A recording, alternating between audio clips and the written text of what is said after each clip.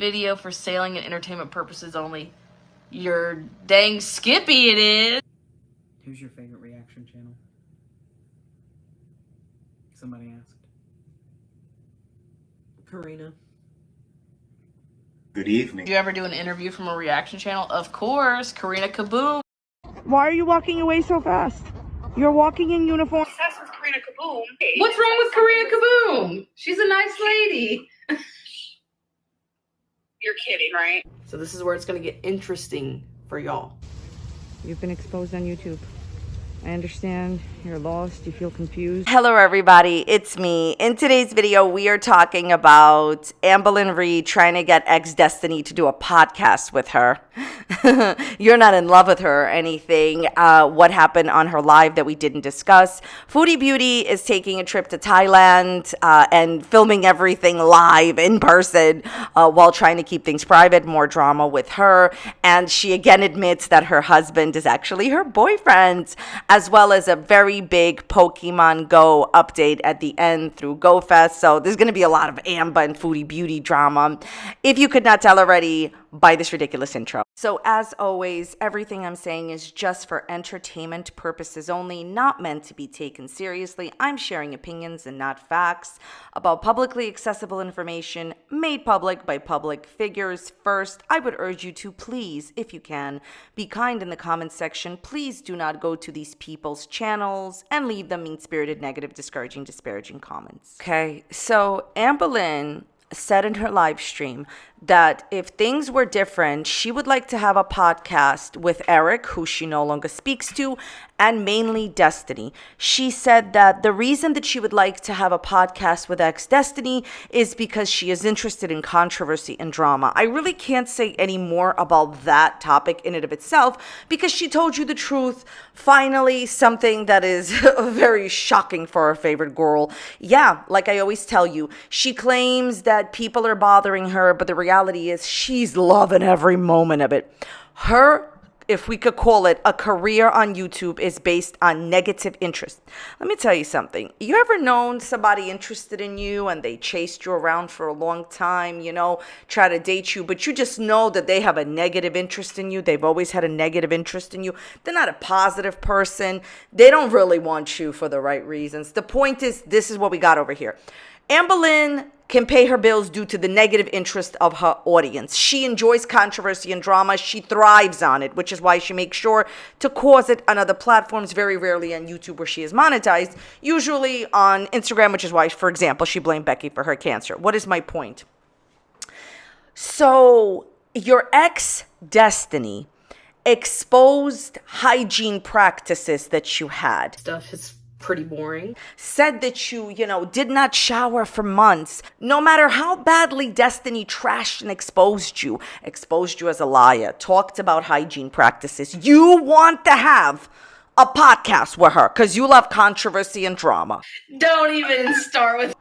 What is this really about? It's about the one that got away. Look. Sometimes people can't even admit this to themselves, and they really don't like to admit this to a lot of people. But I guarantee you that the majority of the people that are consuming this video in any type of way right now have that one person or had that one person, the one that got away, the one that you really like, the bad girls, the bad boys, the bad people, the one that you really, really, really were in love with, the one that you were really, really into and just couldn't be with, right? And if they contacted you right now, would you really block them? Probably not. My point here is this, as I've always said, she's still in love with Destiny. Destiny can do no wrong. It's that person that you fought with for years, but you'll still answer their texts because you're into them. The point is she's still in love with Destiny. The point is she can expose her and say terrible things about her like she has, and she still wants to have a podcast with her. And the relationship with Eric, you need to take your own responsibility for the things that you did in that relationship, which is why he's not talking to you, okay? If I was Eric, my personal opinion is I would come on YouTube and expose Amberlynn and talk about why the relationship ended and make bucos and bucos of money. So remember that ALR phone call live stream from Destiny when Amber realizes in the middle of the stream supposedly that Destiny tricked her, didn't tell her that they're back on live because they had hung up, and Amber's talking to Destiny as if they're not currently live. Why didn't Amber just hang up. She continues to talk to Destiny on live after realizing she's been tricked. And she still stays on the phone with her for an hour. That right there is why she's in love with her. She also quoted what Zachary Michael says in their videos. I thought that you never watch reaction channels and you stop watching Zachary Michael. Rinse, lather, Kermit, repeat, still lying. She also says that she doesn't have a problem with Foodie Beauty. Whenever she makes this statement, I just don't understand two things. Number one, they had a very public falling out with Foodie Beauty making numerous negative live streams on Amber after Amber went into Foodie Beauty's ex-non-boyfriend's chat and said that she found him entertaining after he did, bad things to Foodie Beauty. And Foodie Beauty called her out on that. But the bigger issue here is this. So Amber says that she likes dating women, right? Okay. So Foodie Beauty has publicly stated that she doesn't support people like Amber, right?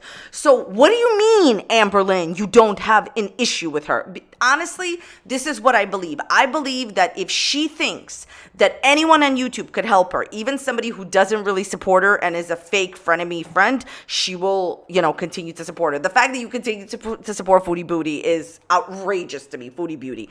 Anyway, speaking of Foodie Beauty and her new drama, Foodie Beauty, I just have to say, my personal opinion on her is I don't even understand what she's doing on YouTube. Pretty much, this is what I think. And I think that a lot of the people that watch her believe this. Until you get out of this pretend or whatever, I don't even care.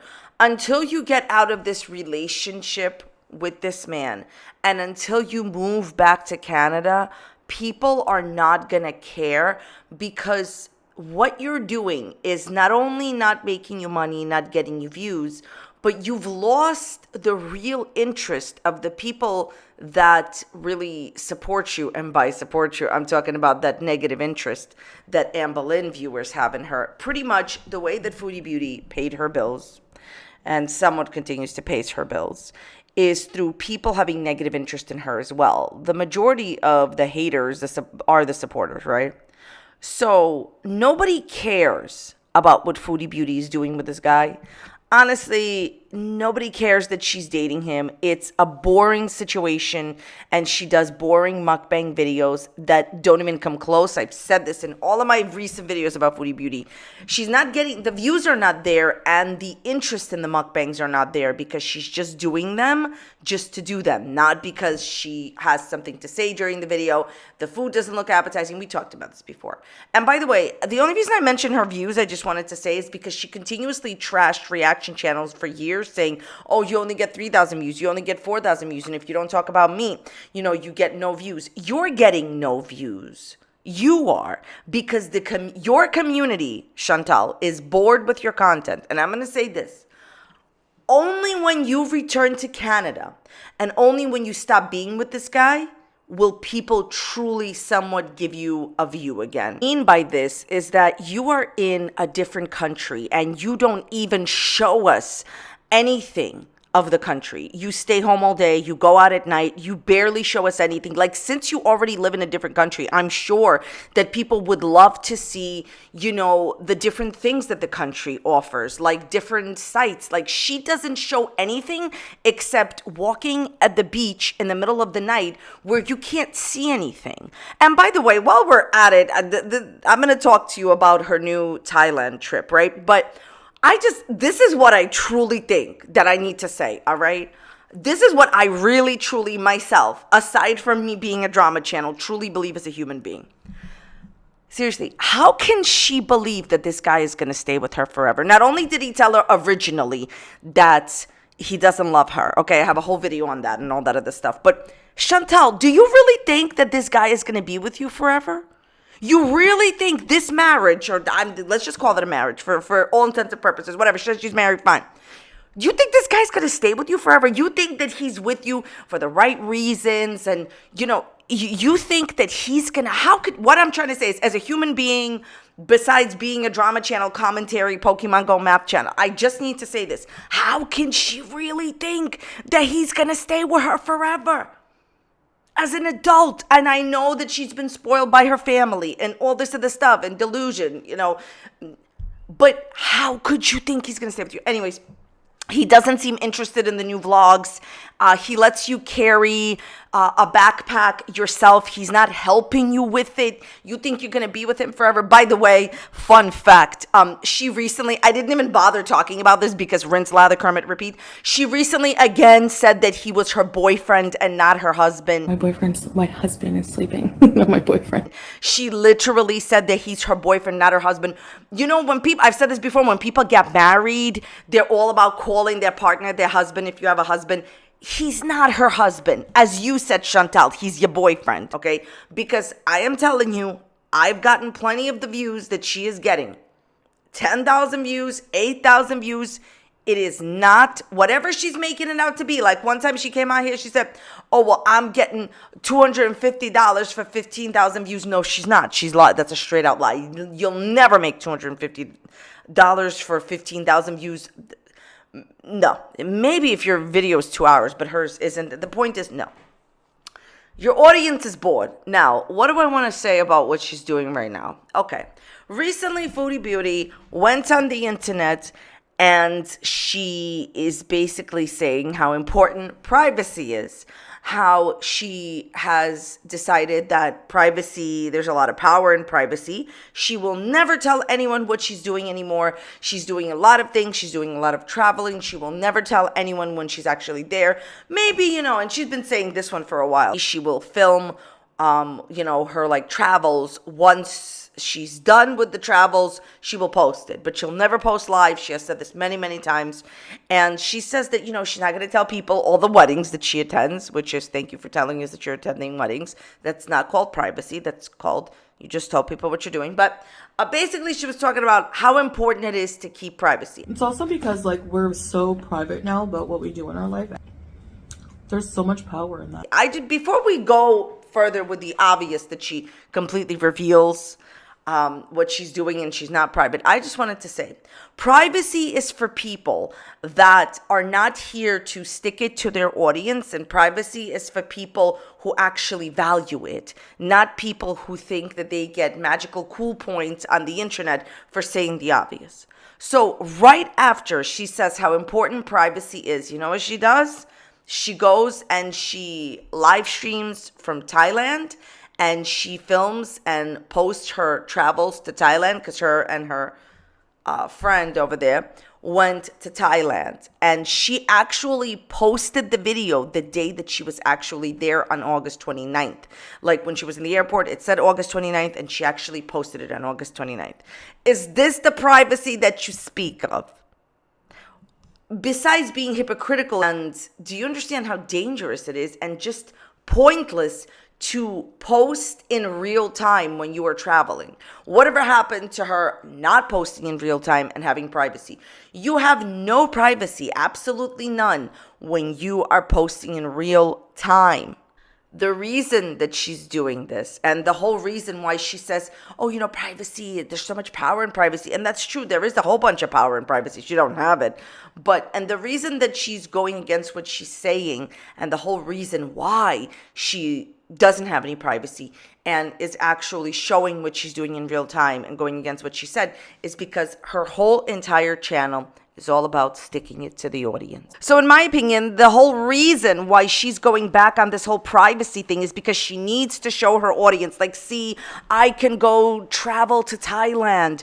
I can do anything I tell you I'm going to do. She's even said this before. Oh, you all doubt me, but I went to Kuwait when you said I wouldn't go. Now I'm going to Thailand when you said I wouldn't go. She's trying to stick it to the audience. And honestly, like, she showed some clips. I'm not going to show them here. By showing us your travels is just for you, it's sticking it to the audience. But your audience, not only do they not enjoy this, they pretty much are like, well, we don't care. We all know that the only reason that you're traveling with, you know, your boyfriend, your husband, whoever he is because you have to, based on your visa. She can't stay in Kuwait all the time, right? She has to leave and come back. So to give up your privacy just to prove to your audience that you can travel, to be honest with you, you know, I wish everybody all the best. I don't try to wish ill will onto anybody. From what I see, I wish everybody all the best here, but you do not seem like you are enjoying your vacation, your travels. You seem like you're just doing it to stick it to the audience and because you have to, because of your visa issues. Just like your mukbangs. You're not really enjoying it. You're just sticking it to the audience. I'm going to do this because I can, because you said that I couldn't. So those are my thoughts on Foodie Beauty. Let me know what you think in the comments down below, and let's just move on. So let's talk about Pokemon Go Fest. I bought a ticket. I did not get a lot of shinies at all. My friends did, and I had to trade. I got like very few. As you can see, that's a Snorlax raid. I must have done like at least 200 raids of Snorlax, and that's a Deontay. By the way, Deontay is so pretty. That is the new, and they actually, it's a new legendary, and they actually released a mega form. But listen, I did like hundreds of raids over the Go Fest weekend, like Goomy over here. I love Goomy. I did get the shiny Goomy. I actually did get 2 shiny Goomy from raids, but Snorlax needed a hundo with the little hat. He's wearing a little cowboy hat. He's so cute, and was really interested in the shiny. Did not get it. Very disappointed. The eggs were decent. Arunguru, who I did not get a shiny of. Okay, this one, go away, please, sir. Thank you. He was from another batch. Go away, please, sir. Not interested. Okay, and then we have this one. Go away, please, sir. Not interested. And then, okay, go away, please, sir. Not interested. Can we get some fun ones? Okay, yeah, this one was so cool. That's like the regional Pokemon that I really liked. And Goomy. So, look, my Go Fest experience was pretty much meh. Hundreds of raids. I did hundreds of raids of Carbink. Carbink is so cute. He looks like he's wearing a little sweater. I absolutely did not get the hundo. Hundreds of raids, but that's kind of like, it's random number generator. That's the name of the game. You can spend a lot of money, get nothing. This was a Groudon raid. A lot of my friends wanted to do these legendary raids. I have hundos of both. I'm just not very interested. And by the way, this is just my personal opinion. I feel Groudon's a little rude. What do you think? He has beaten me up before in the game, so I don't know. I have a vendetta. He's my nemesis. Not really a vendetta. Yes, if you were looking for my Pokemon nemesis, it's Groudon, because he's like, very mean. I did a few Kyogre raids, and I actually got a hundo, which I didn't really care about because I already had one. I just did it for my friends, because they really wanted to, but people were all about these Pokemon. I just wanted to say that, like, the special attacks, like Origin Pulse and something Blades or whatever, that this one gets, because Kyogre gets, the special attack, or he used to last Go Fest, Origin Pulse, and this one, like, got some Blades thing. It's called Blades for Groudon. Yeah, they didn't have these special attacks, so haha, surprise, very interesting. So there's my Pokemon trying to get rid of Kyogre. But basically, my experience was I did not get a lot of shinies. Some of my friends didn't buy the ticket, didn't get shinies. Some of my friends bought the tickets, got a lot of shinies. I got the least amount of shinies. Okay, so now I wanted to go on a rant, if I could. Well, it is Kermit's channel. No, never mind. How dare anyone accuse me of being a frog? Okay, I wanted to go on a rant about raiding, and this is just my personal opinion from raiding in Pokemon Go. I feel like if especially 2 people or 3 people are doing a raid, and there is a ready to raid button, especially during like very timed events like Go Fest, where you can only raid or whatever, like it's to a certain time, right? In order to do the most amount of raids, people should just press the ready to raid button. Now, I understand if you are in a legendary raid. Look at me raiding Pikachu. I am not above any raids. Thank you very much. Like Goomy. But anyways, I can understand if you're raiding for like a legendary Pokemon, you're waiting for your friends to come in, then yes, we could wait to press the ready to raid button. If you guys don't know, the ready to raid button, if everybody presses it all at the same time, the screen takes you to like 10-second timer, and so you don't have to wait the 200 seconds that you have to wait usually, and you just basically you start the raid quicker. So I feel like if we're doing a little raid like a Pikachu raid, or we're doing like a Carbink raid, and we're not waiting for anyone, or whatever the case may be, everyone should just press the raid button. And it just annoyed me a bit when we were doing silly little 1-star raids, and we're not, honestly, like, at the end of the day, do you want to raid or not? And I have some friends that are very much so on my, like, wavelength, and they're like, yeah, let's just press ready to raid. While, other people, and here's the best part. when we're like, sometimes people don't press the ready to raid button because they think you're waiting for somebody, right? But nobody's coming. Like, especially if you're not in one of these things, if everybody is ready, just press ready to raid. And it also doesn't work, when it's just like one person. It has to be more than one. My point here is this. I am very much so into friends in Pokemon Go. I am very much so into waiting for my friends. But if two people are doing a Pikachu raid and it's just a 1-star raid, you could press the ready to raid button. My goodness, okay? So that is my rant for, GoFest. Obviously, we can only raid 5 times a day, aside from the GoFest. Let me just tell you something else, okay? My personal opinion, not a fact. My opinions on Pokemon Go, which this channel is about. Also, it's about math, but I digress. Okay, so here's the thing. Pokemon Go has obviously taken away the ability to raid unlimited for us, right? And you can only raid remotely 5 times a day, and the other have to be in-person raids. However, by magic, I love it when magic got involved, maybe not here.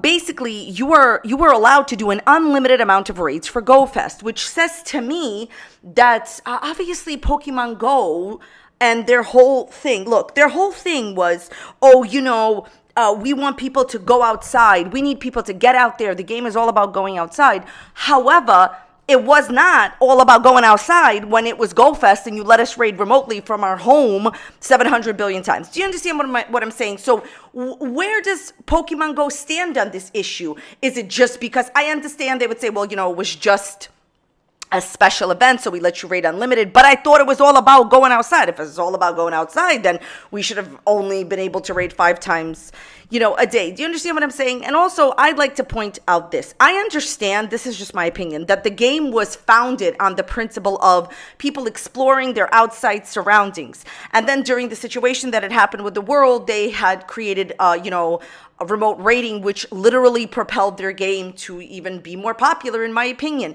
So sometimes when you create a game, in my opinion, or when you create anything, right, and it's working, like this game was supposed to be an outside game and all this stuff, you get out, you explore your surroundings, and sometimes when something happens, sometimes you may realize, in my personal opinion, what I think and how I feel, that, the game just works better in a different way. Sometimes there's certain quality of life updates or something that just, it works better. My point is, I think the game works better with remote raiding. There's that regional Pokemon, so cute. I actually hatched like a 96 of this Pokemon, but listen, what I'm trying to say is, you can have your desires for a game, in my opinion, and I don't think there's anything wrong with going out and exploring the world. They've already introduced routes and all of this other stuff, but I just personally feel that if the community that pays for your game and plays your game feels that a quality of life update, or there was just an update that was better, which is remote raiding, then they should just keep it, or at least make it more than 5 times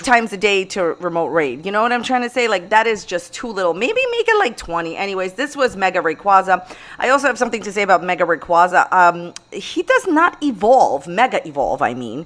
Like the regular ones, you need like a certain item, and I just felt like, why can't he just Mega Evolve like everybody else? These are just some eggs I'm hatching with you as well, but I felt that this, like, Hisuian Growlithe, or whoever his name is, this fire Pokemon did not need to be, in my personal opinion, in the eggs that were hatching from the GoFest, the special eggs. These are just some other eggs I hatched prior to GoFest that I'm showing you. These are just 7-kilometer eggs. This is like the typical people in these eggs. Oh, wow. I've never seen this Pokemon before. How shocking and surprising. Oh, yes. Wonderful, Stunkfisk. Allow the moment of shock to set in. Okay, the moment is over. It never happened. But anyways, what I'm trying to say is, I just feel like, let us remote raid as much as we want. Like, financially, from a financial standpoint, the game would make more money. It just, to me, I'm just like, what is going on? I just personally don't agree with letting people raid as much as they want during GoFest, but saying, oh, this game is like, in person, and the whole year is in person, but not during GoFest. I'm thankful that we got to remote raid. Please don't get me wrong, but just my opinion as somebody who pays for the game, somebody who plays the game, is that I really just want the unlimited remote raid passes back. If you do as well, let me know in the comments down below. Okay, so these are the eggs that were hatching during Shellos, during GoFest. I thought that they were pretty decent, except for Meowth, go away. Okay, these are just some eggs that I was hatching before GoFest started, and these are like the typical suspects in eggs. oh wow, a turtle, never seen before. But I will say that, you know, the eggs that were hatching, the majority of them during GoFest, that was what I was really happy about. There was Aranguru, and I believe that he can be shiny. There was the shiny both of the shallows, and I liked the eggs, and they had some regionals that were hatching, and I'm going to do some shorts on that as well. But basically, did I enjoy myself during GoFest? Even though I didn't get a shiny Snorlax or a Hundo Snorlax, yes, I very much so enjoyed myself during GoFest because I wanted to play and because I could play with my friends unlimited. And I would say, like I said this before, the best part of GoFest is actually not the shinies and it's not the Hundos, as much as I'm a Hundo collector and all that. It's playing unlimited raids with your friends and hanging out with your friends and doing raids with your friends. So that's just my opinion.